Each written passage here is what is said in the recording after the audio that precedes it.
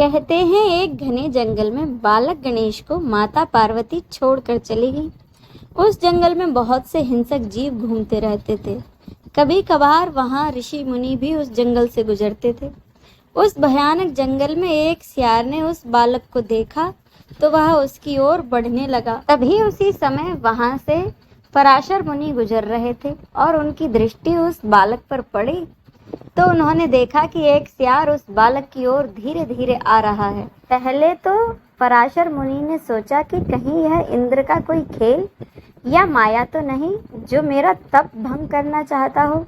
यह सोचते हुए महर्षि पराशर तेजी से बालक की ओर बढ़े और यह देखकर वह सियार अपनी जगह पर ही रुक गया और फिर चुपचाप वन में ही कहीं गुम हो गया। महर्षि पराशर ने उस बालक को ध्यान से देखा तो उसकी 4 भुजाएं थीं, रक्त वर्ण और गज बदन था, सुंदर वस्त्र पहन रखे थे। तब उन्होंने उसके छोटे छोटे चरणों को देखा तो उस पर ध्वज, अंकुश और कमल की रेखाएं स्पष्ट नजर आ रही थी। यह देखकर महर्षि बहुत खुश हुए और वे समझ गए कि यह कोई साधारण बालक नहीं बल्कि स्वयं प्रभु थे।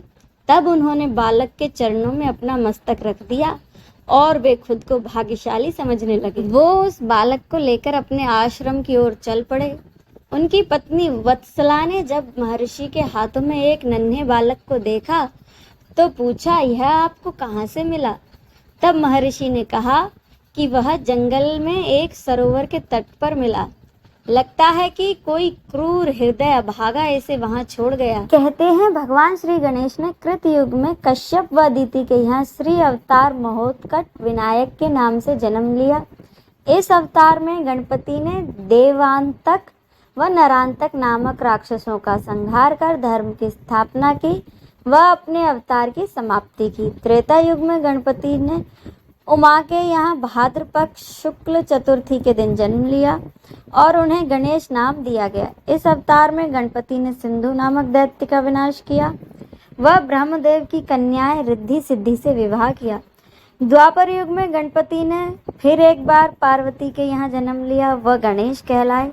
परंतु गणेश के जन्म के बाद किसी कारणवश माता पार्वती ने उन्हें जंगल में छोड़ दिया, जहाँ पर पराशर मुनि ने उनका पालन पोषण किया। इन्हीं गणेश ने ऋषि वेद व्यास के कहने पर महाभारत लिखी थी। इस अवतार में गणेश ने सिंदूरासुर का वध कर उसके द्वारा कैद किए अनेक राजाओं को व वीरों को मुक्त कराया था। इसी अवतार में गणेश ने वरेण्य नामक अपने भक्त को गणेश गीता के रूप में शाश्वत तत्व का ज्ञान उपदेश दिया। ऐसा भी कहा जाता है कि वे महेशमती वरेण्य के पुत्र थे, जिन्हें कुरूप होने के कारण जंगल में छोड़ दिया गया था। जय श्री गणेश।